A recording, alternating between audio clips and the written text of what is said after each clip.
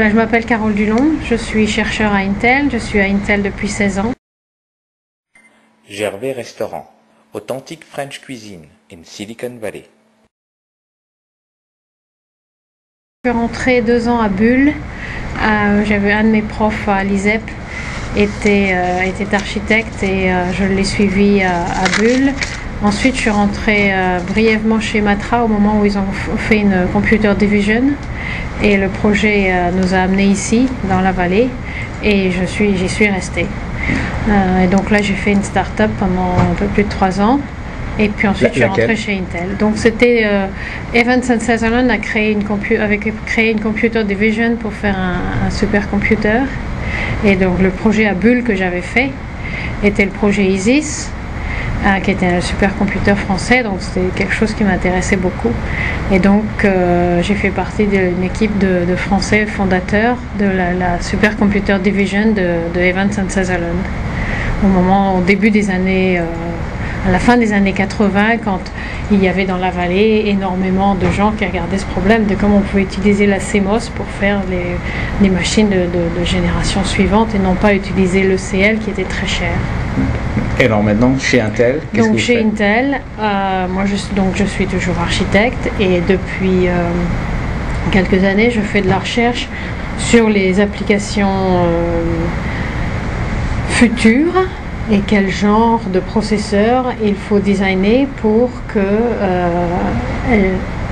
les processeurs Intel soient très efficaces et très rapides sur ces applications qui arrivent. Alors qu'est-ce que c'est que le travail d'un architecte chez Intel ? Le travail d'un architecte, c'est de comprendre quelles sont les applications qui arrivent, quel genre d'algorithmes ils utilisent, quel genre de données ils utilisent, comment sont représentées les données, comment est représentée une image, comment est représentée une page internet, quel est le flot d'informations qui se passe et comment l'information évolue quand on fait recherche web par exemple, et d'avoir des structures sur le processeur qui vont être efficaces pour que ces genres d'algorithmes soient faits rapidement ou que ce flot de données soit aussi efficace sur le processeur en lui-même. Donc c'est tous ces différents aspects que vous regardez dans...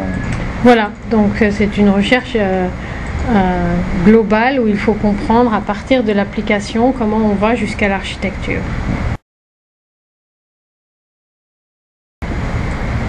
En 16 ans, il y a eu beaucoup d'impact. J'ai démarré de très bonne heure sur tout ce qui est multimédia, parce que j'étais une des premières architectes sur ce qu'on a appelé MMX, la multimédia architecture d'Intel, où on avait analysé à l'époque, c'était le tout début des MPEG et des JPEG. Et donc cette analyse nous a conduit à définir ces nouvelles instructions qui ont multiplié la performance des processeurs Intel entre 4 et 8 sur une compression, une décompression d'images et de vidéos. Ça avait été un très très grand impact.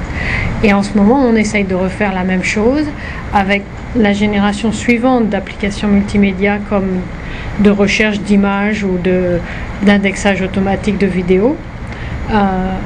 Maintenant, le parallélisme n'est plus forcément juste au niveau de la donnée et d'un octet, mais le parallélisme peut être un niveau suivant de qu'est-ce qu'on peut faire en parallèle sur toutes les images d'une database et quels vont être les mécanismes qu'il faut pour, maintenant on a plusieurs chips sur une seule puce, l'impact architectural est sur l'interconnexion entre toutes ces CPU. Et c'est là que va être le grand impact. C'est une recherche qu'on a commencé depuis 2-3 ans et il faudrait nous donner probablement 5 ans avant qu'il y ait un impact que je puisse communiquer de façon concrète. Pour l'instant, ça nous a donné des tas d'idées mais on est encore dans le mode exploratoire de qu'est-ce qu'exactement on va faire. On montre dans le contexte de futures applications. On a 3 applications aujourd'hui qu'on démontre. Une de création de résumés automatiques. Imaginez que vous faites une recherche sur le web. En général, vous revenez avec au moins 1000, quand c'est pas plus, hits, donc des pages qui correspondent à votre recherche. L'idée, c'est de créer un résumé automatiquement de toutes ces 1000 pages qui vous donne en quelques phrases, une dizaine, une vingtaine de phrases, quelles sont les idées principales qui correspondent à votre recherche. Donc je pourrais vous montrer, la technologie est en fait assez convaincante sur la génération complètement automatique de résumés très très lisibles et très utiles. C'est du data mining. Okay. C'est une forme de data mining. Donc ça c'est au point de vue texte. Bon, le texte, tout le monde le manipule tous les jours. Et puis il y a l'aspect image et l'aspect vidéo. Donc on a une autre démo d'une base de données de photos personnelles, de 5000 photos accumulées sur 5 ans, mes propres photos, et comment par simplement similarité visuelle, je peux explorer la database, commencer avec une image de plage, trouver toutes les autres images que j'ai prises à la plage, commencer par une image de montagne, trouver toutes les autres images de vacances de ski, etc. Où j'ai pas besoin de me rappeler quelle année, à quel moment je suis allée au ski, et je peux, quand je reviens d'une vacance de ski, le comparer avec toutes mes autres photos. Par reconnaissance. Et c'est uniquement par reconnaissance visuelle, puisque personne n'a envie, quand on revient de vacances ou de n'importe où avec 300 photos, de commencer à mettre une étiquette sur chaque photo. C'est absolument impraticable. Et puis on a une autre une autre démo aussi dans le contexte de recherche d'images. Donc quand vous recherchez des images sur le web, vous avez un peu le même problème de besoin de résumé qu'on a avec le texte. Je refais une recherche sur neige, je retrouve avec des images qui sont tout. Il y en a qui vont être des bonhommes de neige, il y en a qui vont être des vacances à la neige, il y en a qui vont être les sports de la neige. Et donc comment combiner.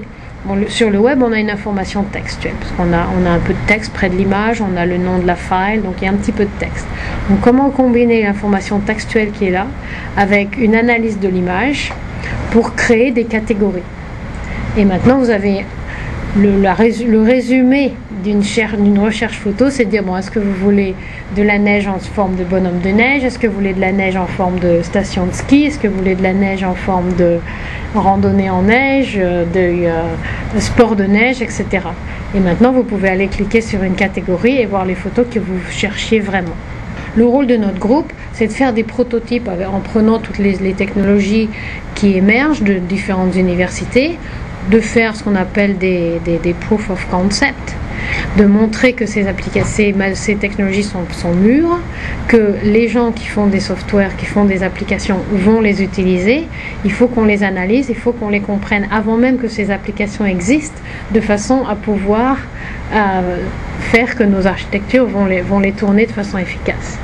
Ajouter une instruction, ajouter un mode de communication entre CPU si on parle de Terascale, comprendre comment il faut que les mémoires soient connectées au processeur de façon à ce qu'il y ait le bon flot d'informations, etc.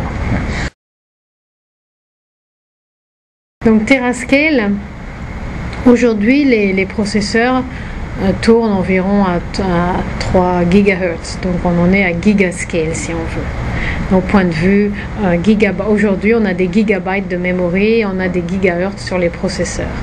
Et donc très bientôt, avec la Moore's Law, on va avoir des des terahertz et des terabytes.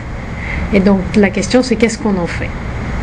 Et donc toutes les applications que je viens de décrire, elles peuvent utiliser effectivement des trillions d'octets en mémoire, des trillions d'opérations flottantes chaque seconde, parce que pour faire le résumé de millions de documents en une fraction de seconde, quand je fais ma recherche, ça a besoin énormément de puissance de calcul.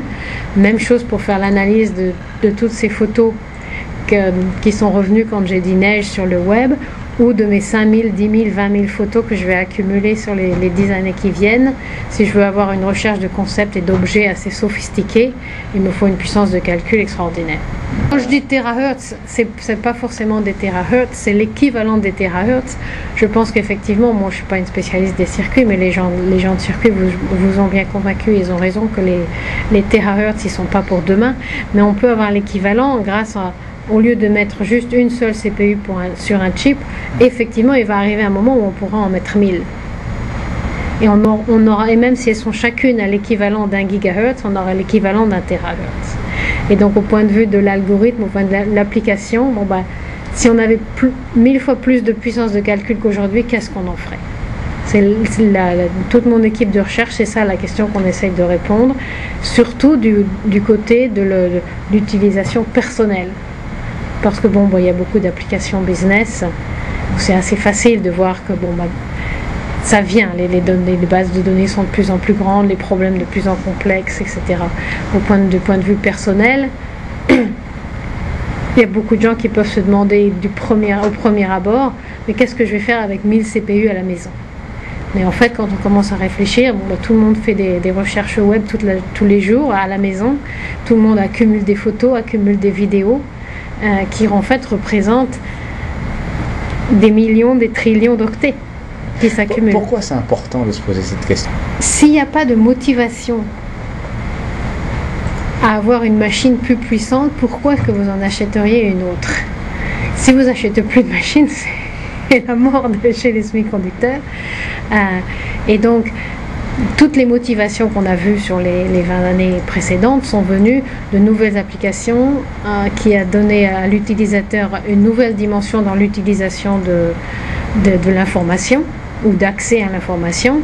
Et à chaque fois, après presque chaque génération, chacun se dit « Oh bon, moi ça y est, c'est assez bien, c'est super, j'ai rien besoin de plus. » Et donc notre but, c'est d'être les locomotives devant, me dire « Mais non, c'est super, mais il y a bien mieux encore. »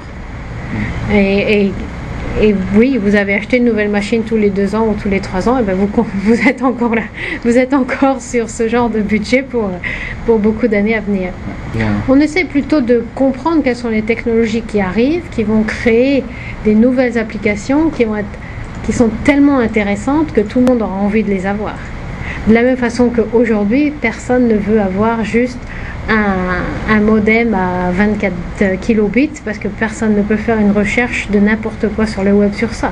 Et que c'est évident pour tout le monde que si on a un computer, on veut être connecté et on veut pouvoir lire des informations et que ce soit seamless, qu'il n'y ait aucune attente. Bah, moi, ce que je dis, c'est que dans 5 ans, tout le monde dira, bon, bah, si on a mis ces photos sur son computer, de façon évidente, on veut pouvoir rechercher les photos et rechercher la photo qu'on cherche en quelques secondes, sans avoir à se rappeler à quel endroit on l'a pris, à quel moment, à quelle date exactement. Ce besoin, si on arrive à des 10 000 et des 20 000 photos, il sera aussi naturel qu'aujourd'hui la recherche de l'information sur le web. Donc il y a une autre application dont je n'ai pas parlé pour l'instant, qui est effectivement, toutes celles dont j'ai parlé, on va voir les démos, elles sont relativement matures au point de vue recherche, donc effectivement dans les 5 ans on va les voir arriver. Il y en a une autre, bon, la recherche est un petit peu plus long terme, mais il y a quand même beaucoup de choses prometteuses, c'est ce que j'appelle la création de résumés, mais sur de l'information vidéo. Vous avez probablement, comme nous tous, des heures de vidéos personnelles, de premiers pas de vos enfants, des vacances, etc., auxquelles on regarde une fois, qu'on ne regarde plus jamais, parce que, bon, il y a 2-3 minutes d'intéressant, on en a filmé 20 minutes, et quelles sont les 2 minutes qui sont intéressantes qu'on pourrait envoyer par un email ou partager avec d'autres? On veut infliger à personne d'autre de regarder ces 20 minutes, et donc il faut arriver à trouver ces 2 minutes. Pouvoir les poster sur un website, les envoyer sur un email, etc. Donc la summarisation de l'information vidéo, c'est beaucoup plus challenging au point de vue de l'intelligence qu'il faut et des algorithmes qu'il faut, mais on a des recherches prometteuses. Merci Carole. Gervais Restaurant, authentique French cuisine in Silicon Valley.